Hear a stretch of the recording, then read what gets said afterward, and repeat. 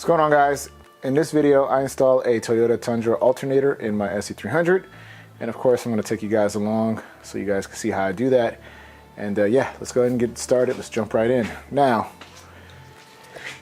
a couple things that we need to cover. I know it's been a while. I was hoping by now the car would be tuned, but with this whole pandemic that we're in right now, nobody's trying to tune me.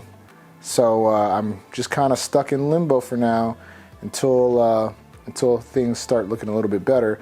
But it's actually not a bad thing that I'm stuck in limbo, because the car has been having a little bit of an issue recently.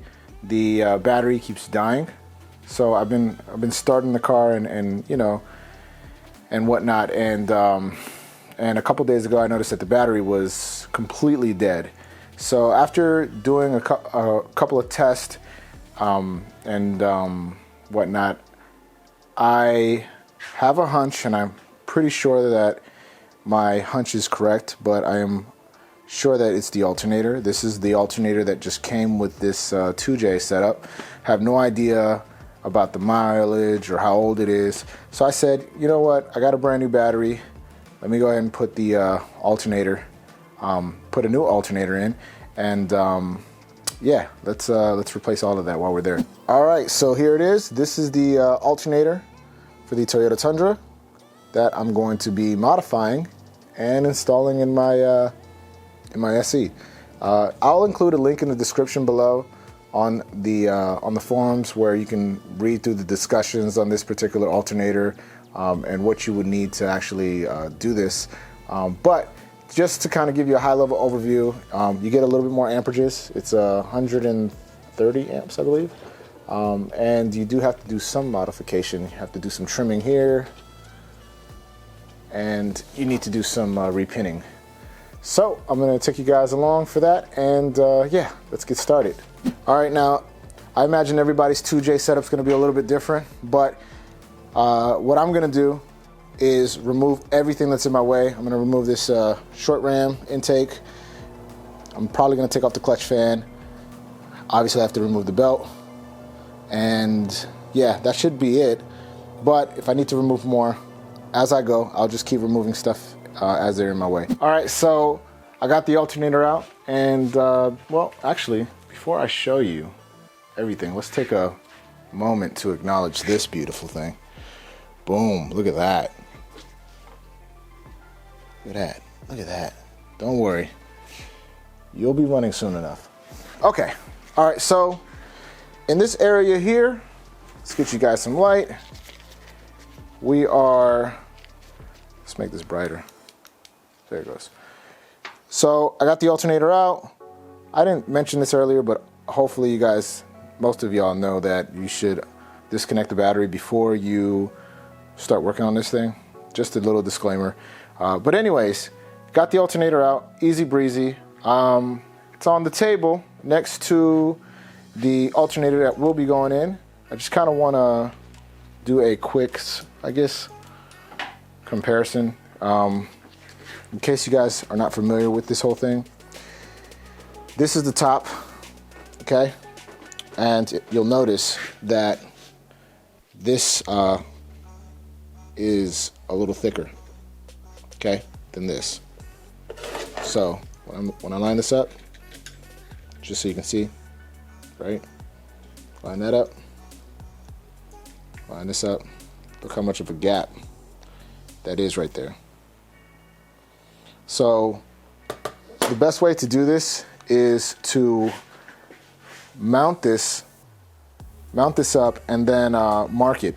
You want to mark the back with a nice marker or a Sharpie or something, and then that line is going to be the line that you cut to.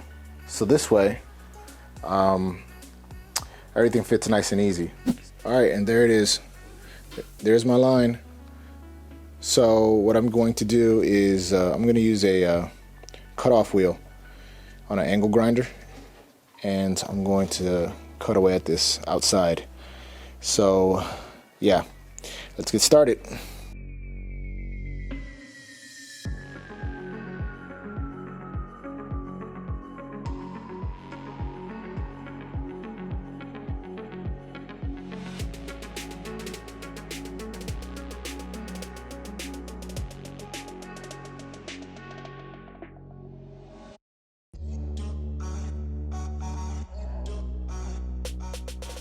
Okay, so I just got done cutting this off. Everything looks good. It fits great. So this is good. It's ready to go in. We just have one more thing left to do, and that is we need to depin the old connector.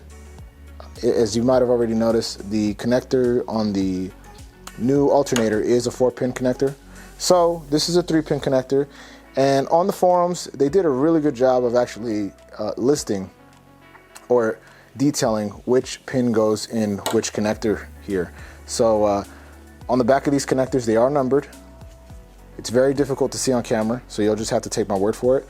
But if you have the connector facing upwards, on the bottom left, that's actually slot number 4. So you're gonna have pin number 1 from your old connector going 4. Then you're gonna put pin number 2 to pin number 2, which is the top left.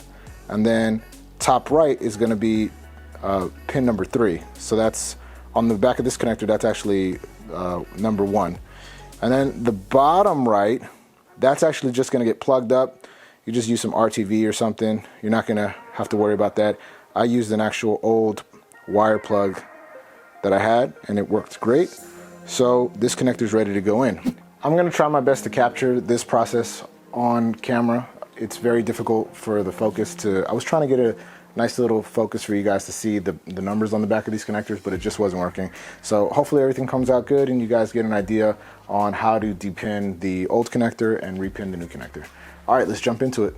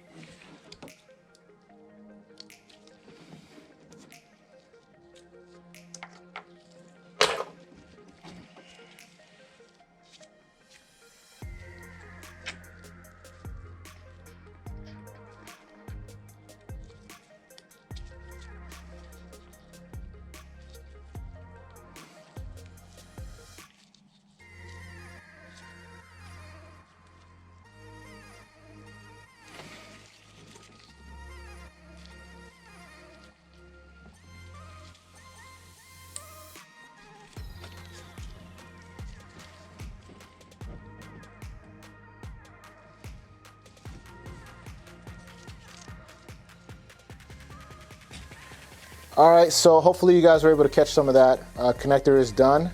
Now it's time to put the alternator in, put everything back together, and clean everything up. Give it a start. Hopefully, fingers crossed, this fixed my battery issue. I'm sure it will. So yeah, let's go ahead and get to it.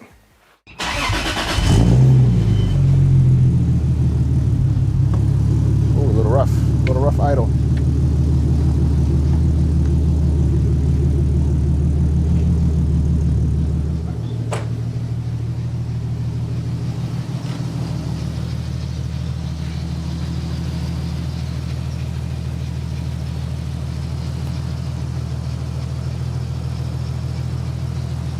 So far, so good.